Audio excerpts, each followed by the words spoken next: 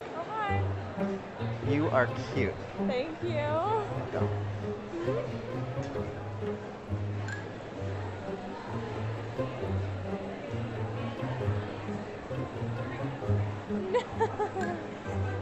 No, I have a boyfriend. I have a boyfriend. You are cute. Thank you. You are nice. Fast. Yes. Oh. Go in here? Sure.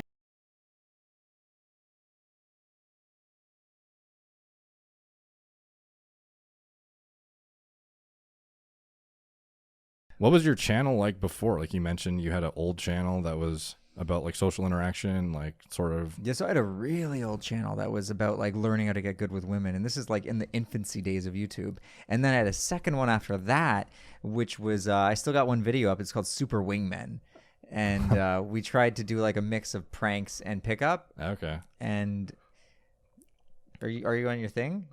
What? Are you? Oh, on I'm your on my computer. Yeah, I can pull Yeah, it go up. to just type in asking strangers to have sex. Okay. That was my best video. Asking strangers to have sex. Oh, 7 years ago. Is that how long it was? Shit. Well, actually, 2013 June. Super Wingman presents. Wow. You can see too how people respond to stuff like this with the like to dislike ratio. Oh, so many dislikes. Yeah, and it's just like I'm sure the comment section is filled with. Well, I wasn't expecting to get anything other than no's. Like, it was just a joke video. Like, let's just ask as many people as I Okay. can to have sex. This isn't a real pickup video. Yeah, yeah. Well, yeah. Anyway, this. So, why'd you stop this channel anyway? Because I had absolutely no passion for doing this. Mm. There's another more pickup-y video. There's two up. And the other one is, if you click the channel, you'll see it. It's using 3 words to pick up girls. Okay. Oh, there we go. 3 magic words to get her number. Yeah. February 25th, 2013. Play it. What's this for? Oh, you don't speak anymore. Lost you. Does this work for you? No, it doesn't work. Oh, hi. You are cute. Thank you. Go. You know what's funny about this is circling back to the Connor Murphy thing. This is kind of what he would do, but he did a video where he would take his shirt off and he would just like point at his phone and say 0 words and try and get numbers. See? So this is the kind of thing he would do. the same stuff. Yeah. Only I would just say this is a great example of me, like, Of course. Yeah. we're just trying to make a silly video. No, I have Yeah. a boyfriend. I have a boyfriend. You're like, well. You are. That kind of stuff's fun, and like even if it's not meant to be serious, that helps. That kind of stuff is almost helps kill your social anxiety. Like if you're able to stand there awkwardly and endure that, Yeah. imagine how easy it is to have a normal conversation. Yeah, exactly. Yeah. So this is my channel. We did stuff like this. And There I- was other videos. I removed them. And I guarantee, like obviously I wouldn't recommend going up and asking girls to have sex, but like the 3 magic words thing, for example, like I guarantee these girls remember that and laugh about it and like Yeah, think for it's sure. funny. It's like a good memory, you know? And I'm sure they don't have anything like that that's happened to them The probably. sex one was more on the prank side. Yeah, and that's I like even asked guys, you can tell that's more for trying to get views on YouTube rather than being like and it worked. I think Yeah, I have, like, exactly. 16 million views. Yeah. Some crazy number. Yeah. So, but yeah, anyways, like relating it back to like a practical context, I definitely think guys just need to get out of their comfort zone because I would recommend doing that one. Just going up and saying they're cute. That's Yeah. a really great way to shatter your anxiety. Because I think one of the hardest things to do when you're learning the whole pickup thing is being upfront with your intentions. How many guys would do indirect? Do you remember the two? Oh, They would say yeah. direct game versus indirect. Yeah. And everybody preferred indirect. Yeah. But then you're almost coming across as a friend. Like, I always thought it was better to make your intentions known from the beginning. Like, hi, I'm talking to you because for you're sure. cute. But that is honestly, that was the hardest part for most guys, isn't it? Is just expressing their intent. Yeah. Because that all of a sudden puts you right on that thin line. Now it's like when you're indirect, there's some wiggle room because you think that there's wiggle room. Really, she knows why you're talking to her. Yeah. But you think, oh, since she doesn't know I'm interested, I have time to build that interest. Versus when I just go up and tell her my intentions, it's like a make or break. Like she has to say yes or no on the spot. Yeah. But that is attractive. Yeah. Just the very act of going up and saying, hey, you're cute. Yeah. And trying to like finagle your way around just being direct, it comes across, I think, as not masculine and the opposite of attractive. And she does not respect it the same way. No, you're right. Yeah. Yeah. So I think the direct thing, like ultimately that's, the goal is to like communicate what your intentions are and see if you guys are click or not. Like you have to see it not from the perspective of you're trying to trick this chick into liking you, rather it's to see if you like each other. Like you are a valuable addition to her life as she is a complement to yours. You're screening her. This Yeah. is when you get good. You get good when you actually reach the point, not where you're pretending that you're screening her, but when you actually go up and you feel with your being that I'm going up to see if I like this girl. Yeah. And a lot of guys never reach that point. And that's when you actually get good at doing this because they sense that. They're like, this guy just came up to me and he's screening me. Yeah. And that kind of throws them for a loop, right? Yeah. Because they're like, oh, this is weird. Yeah. They're used to being the selector and being hit on and, Actually, I don't even know how used to girls are being hit on now because, like, attractive girls, to be honest, it's more and more seldom that guys will come up to them. But again, they're used to being inundated on their phones and stuff. So they're pretty used to the flattering shit. But if you have the balls to be direct, do it in person, be a confident guy, like that kind of thing. It sounds cliche, be confident, but it's like, it makes a fucking difference, especially in the context if it's in person. But the real thing is, how do you build that confidence? And I would say you Exposure build therapy. it through exposure therapy, which boils down to facing rejection. Yeah. That's like, in a nutshell, as soon as you get good at facing rejection, it has a counter effect where you get good with women because that's what happens. Like you said, in the beginning, I think I counted at one point. Like I actually sat down and did the math and I was like, all right, I have been rejected in the past 6 months 2,000 to 3,000 times. Wow. Yeah. I calculated how many nights a week I was going out, day and night, and then how many average approaches I do versus how many people actually are receptive. Yeah. And then it comes down to, what do you count a rejection? Because even getting a phone number and she doesn't answer the text, that's theoretically a rejection, right? Yeah. And it was like, wow, almost everybody I talked to, like less than 1%, Which are is going well. Contrary to what bugged me about the whole pickup YouTuber space too, is they would show the phone number acquisition as a success. Like Simple Pickup. Yeah. I talk shit about them all the time. So many videos where they got so many. I watched them too, and I was like, wow, they make it look so easy. But what they don't show is how none of those girls are responding. Yeah. So a phone number means nothing. Yeah. So that shows who knows what they're talking about, is if you actually think a guy is successful because he's accumulated 300 numbers from hot girls, like you have no idea how little of those convert. Yeah. Yeah. So so rare. even on online dating, you could get numbers and they still go nowhere. The girl just goes cold. Like the same shit happens. So, like I'm not like, basically you have to go out there and do it yourself. Don't live through these like pickup videos. Don't, try and skirt around it with dumb tactics and shit. Just like go out there and like throw yourself in the fire. Is that what your advice would be? Just throw yourself in the fire? Yeah, definitely. Don't watch any content I online? treat it like, I talk about it like double Dutch jump rope, where it's like you can see the thing and it's like, it's very, very intimidating, and you're probably going to get slapped in the face a couple times when you try and jump in the first time. Almost inevitably, you're not going to be successful the first time you jump in. You will get hit in the face, you will stumble, you will whatever. Eventually, after throwing yourself into the fire however many times, you're able to jump in and smoothly jump the double Dutch jump rope. But how many guys don't try it because they know they're going to get hit in the face?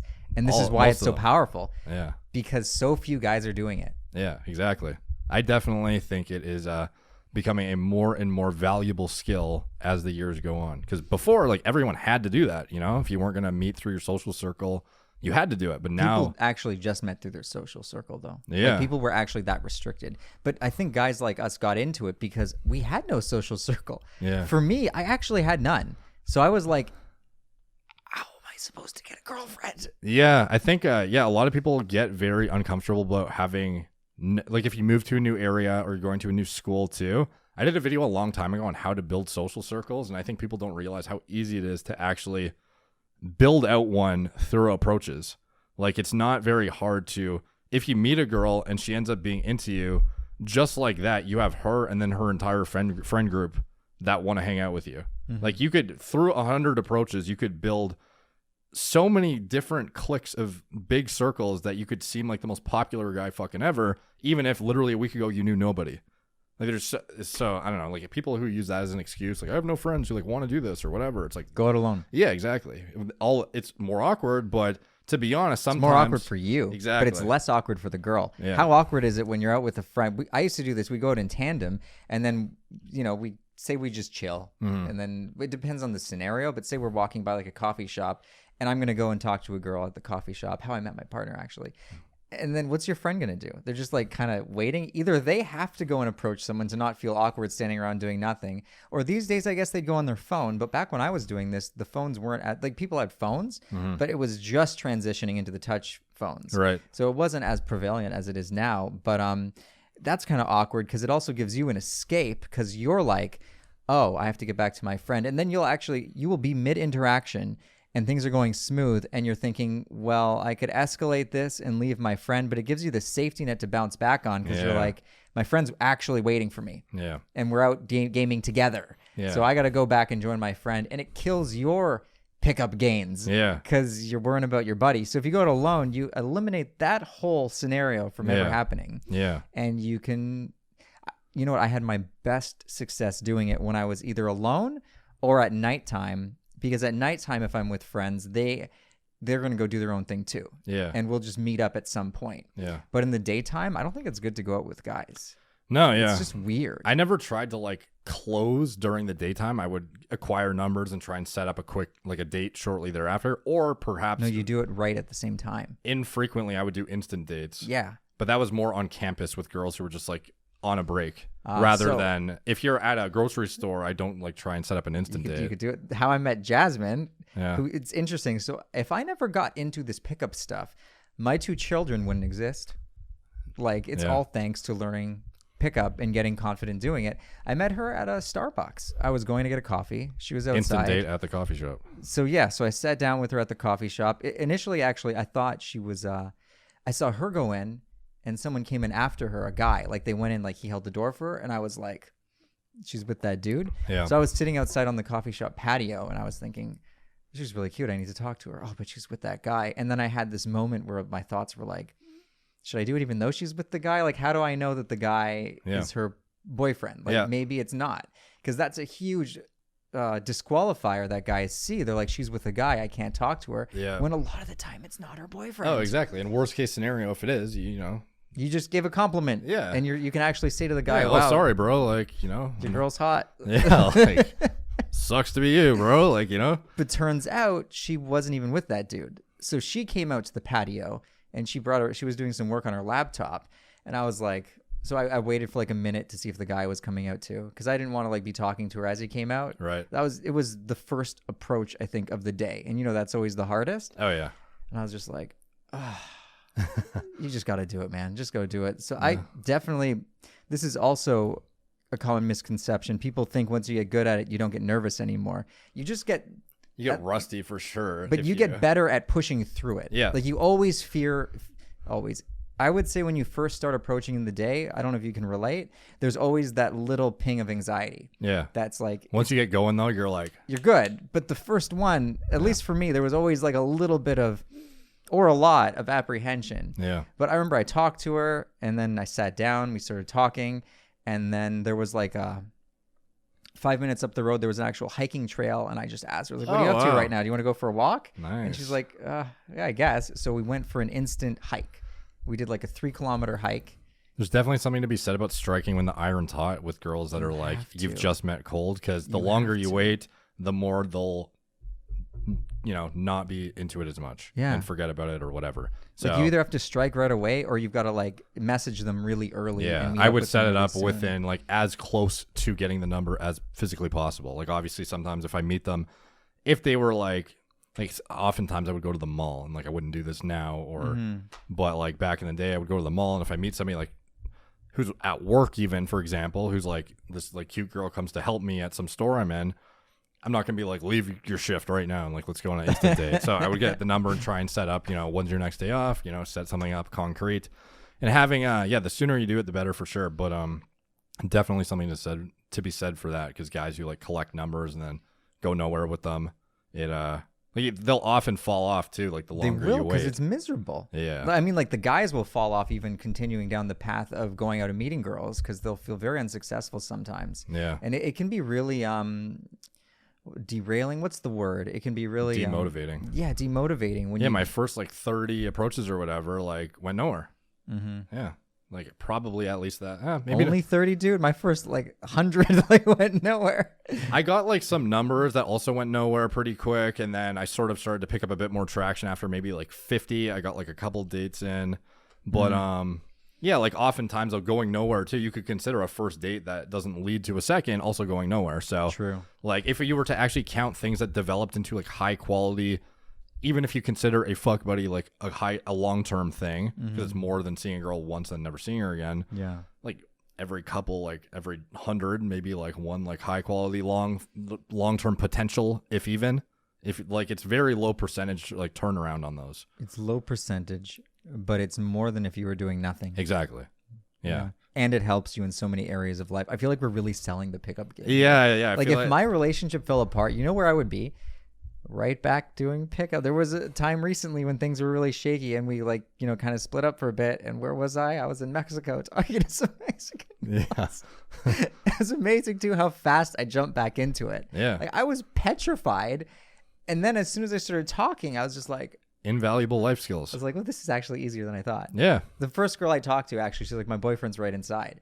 And I just looked at her, smiled. I was like, well, you are adorable. It was nice meeting you. And it was like, it just felt so easy. Yeah. Yeah, exactly. So easy. Yeah, worst case scenario, you build up some momentum, like talking to somebody, even if you get rejected, like it's not Second girl I talked to, I went on a date with. There you go. Yeah. Yeah. It was bazillion years off, have Yeah. kids, approach, second girl wants to hang out. I guess you don't really lose the skill. No. What was wild is when I first started doing it, one of my friends who sort of got me into it, or at least was a heavy influence on me, his first cold approach ever in his life ended up being his long-term girlfriend.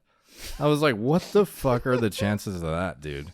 Like it took me. That's unhealthy. Yeah, it was almost like unfair to the point of like, that should have not happened, Also unhealthy. He never gained the skill. Exactly. Yeah, it was like the most sloppy approach ever, and it still works. But yeah, definitely. Without belaboring the point too much, I definitely not just for getting girls, but also even being able to talk in big groups, going to events with people you don't know. Yeah. Again, the job interview thing, YouTube, if you're gonna do, stuff that has to do with being on YouTube. video, Yeah. has so much translation to so many aspects of life. Like, Yeah, we're social creatures. You're basically upping your social game. You're leveling it up. I don't see Yeah. how that couldn't be a good thing. yeah. And I don't want to like sound like I'm bragging, by the way, but being like, oh, I was off for so long and then I was able to meet someone the second time. But more like this is a real skill that you have like muscle memory with it, just like with 100%. working out. Yeah. And yeah, there was something else I wanted to say, but I tend to start getting a little rusty when I've been talking for so long. You're more used to it. Yeah. You do this all the time. I get like better as the later it goes. 'Cause oh, I'm in man. such a fucked I'm up- like, my coffee's run out. Yeah. I have some random side topics that my co-hosts of my podcast have brought up that I thought would be interesting that we kind of came up with together. I don't know how many of these are going to be super. But before I fizzle out totally, why don't we do the questions that other people submitted? Oh, sure. Because I think those will be a little more attractive to viewers. Okay. Let's see. Because I don't know if I have answers to the co-host questions. We might just be, you might ask, and I'm like, I don't know. Yeah. I'm not going to pretend to know something I It's don't. funny because some of these are just so irrelevant. It's like, ask me questions to ask like substance, and then this guy's like, holy shit. Like you're collabing with him. Working out on Molly.